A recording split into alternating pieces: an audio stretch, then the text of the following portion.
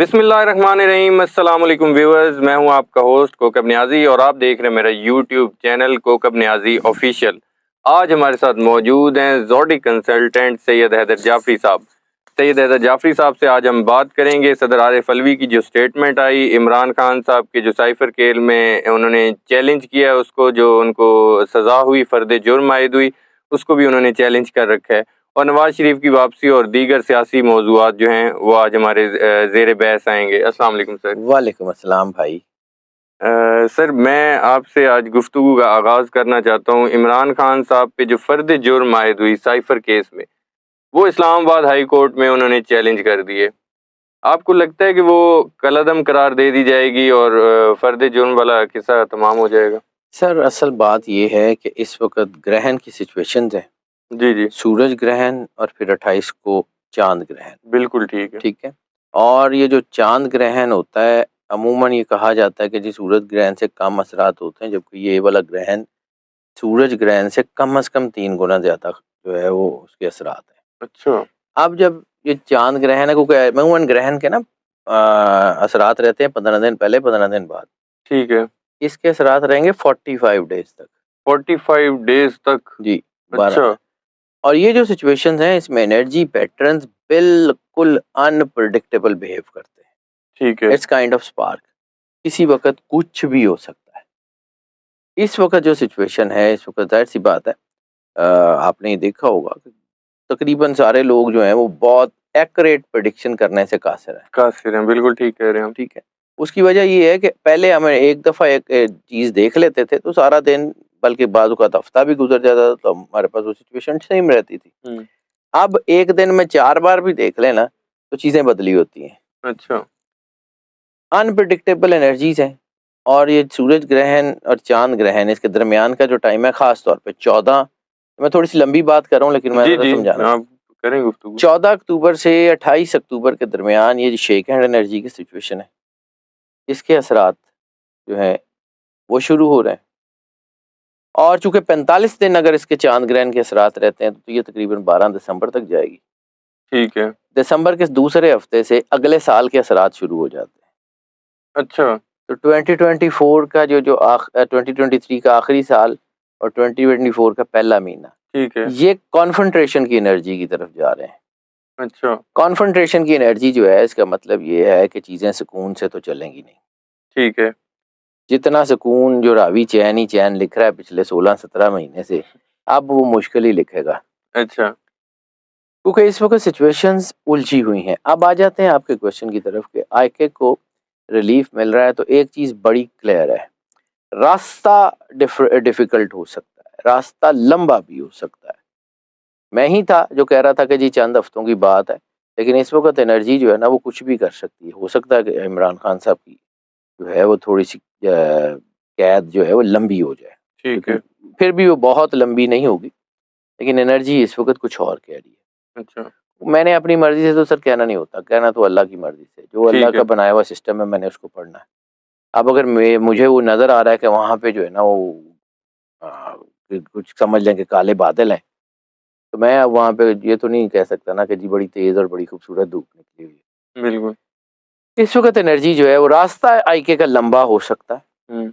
रास्ता आईके का मुश्किल हो सकता है, लेकिन at the end of the day ये रास्ता ख़त्म होगा और ही वुड बी आउट।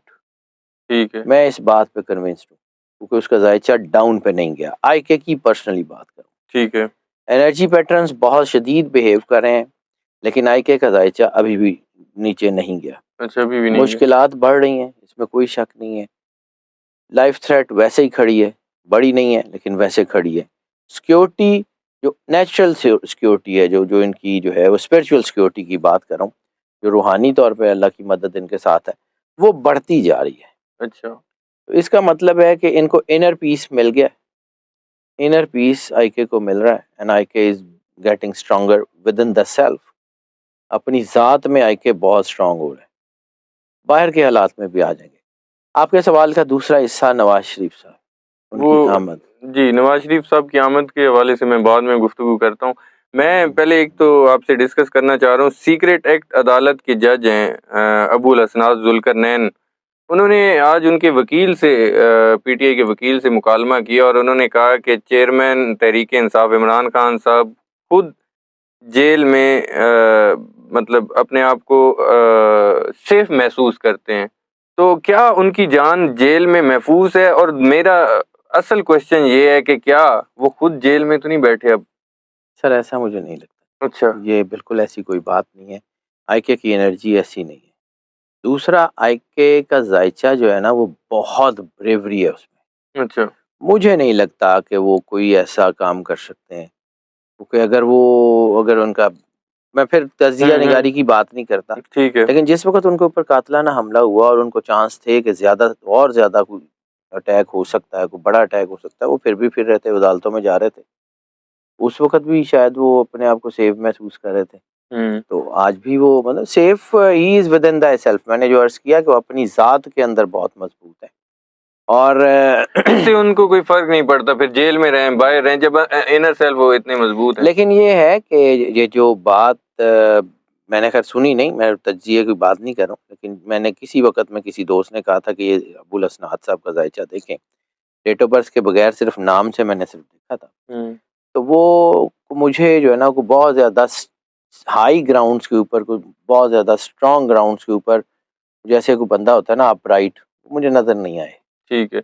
इस शायद हो सकता है इस कॉन्टेक्स्ट में बात की हो कि इमरान खान साहब का जो ट्रायल चल रहा है वो जेल में ज़रा बेहतर है कि अगर वो आप बाहर अदालतों में पेश करें तो उनकी जान महफूज ना हो। ये उनका अपना कोई हो सकता है, मुझे इमरान खान की तरफ से उनके जायचे में ऐसा कुछ नज़र नहीं आ रहा।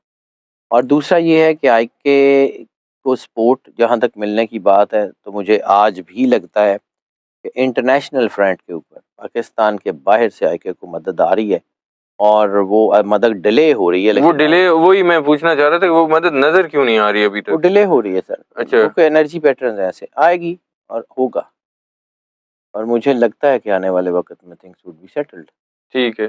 सदर आरिफ अलवी साहब, उन्होंने बड़ी स्टेटमेंट दी है कि इमरान खान मेरे लीडर हैं, सदर ना होता तो आज मैं भी जेल में होता। तो पहले तो मैं ये पूछना चाह रहा हूँ कि सदर आरिफ अलवी साहब ने ये सिर्फ बयान की हद तक कहा है, वो इमरान खान के साथ स्टैंड कर रहे हैं और करेंगे? मुझे लगता है कि सदर आरिफ अलवी साहब का जो जायचा मैंने देखा था, उस वक़्त जब ये सदर नहीं थे तब भी देखा था, और जब सदर हैं तब भी, तो मेरा ख़्याल है कि इन ये जाने वाले नहीं हैं, ही इज़ स्टैंडिंग। हाँ, he is a wise man, he is very wise man. वो उस तरह की कोई लूज़ बॉल दे के कैच आउट नहीं होंगे। वो समझदार आदमी है, he better know what to do. ठीक है।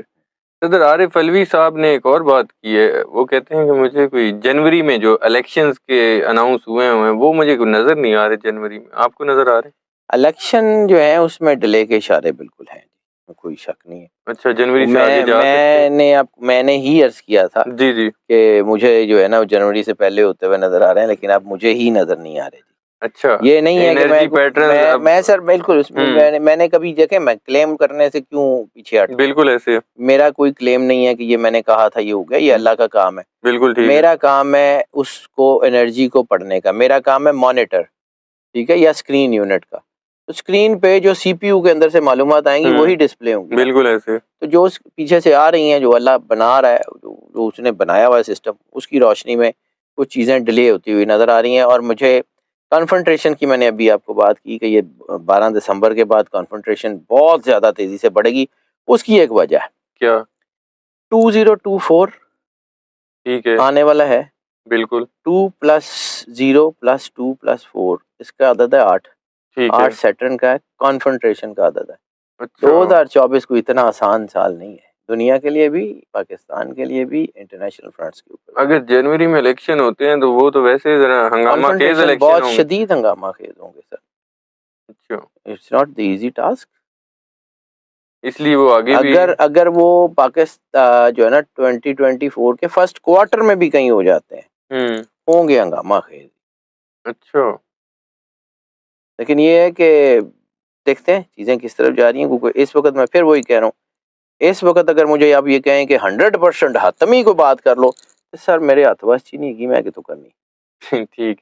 जुल्फी बुखारी साहब को फैसला किया गया है कि इंटरपोल के जरिए खबरें आ रही हैं कि उनको बाहर हैं, तो उनको इंटरपोल के जरिए गिरफ्तार करके लाया जाएगा। आपको लगता है जुल्फी बुखारी साहब गिरफ्तार हो जाएंगे, उनको पाकिस्तान लाया जाएगा? मुझे ऐसी नहीं लगता, पॉसिबिलिटी है? मुझे जुल्फी के जायचे में ऐसा नहीं लगता। मुझे आपने जुल्फी का जायचा वैसे जुल्फी देखी साहब का होगा, जायचा स्टडी देखा की हुआ है? मैंने, है नहीं। कुछ लोग जाहिर सी बात है, कुछ मेरा हम्म। कुछ लोगों की वजह से किए हैं, कुछ पर्सनल की वजह से किए हैं, कुछ जायचे तो मैंने अक्सर कुछ देखे हुए हैं। ठीक है। तो जुल्फी जो है उनका अपना नाम और जुल्फ़कार बुखारी जो उनका पूरा नाम है, दोनों के हिसाब से मैंने देखा हुआ उनकी डेट ऑफ बर्थ का भी, और he is a strong man, इतनी जल्दी इनके हाथ नहीं आते। ठीक है।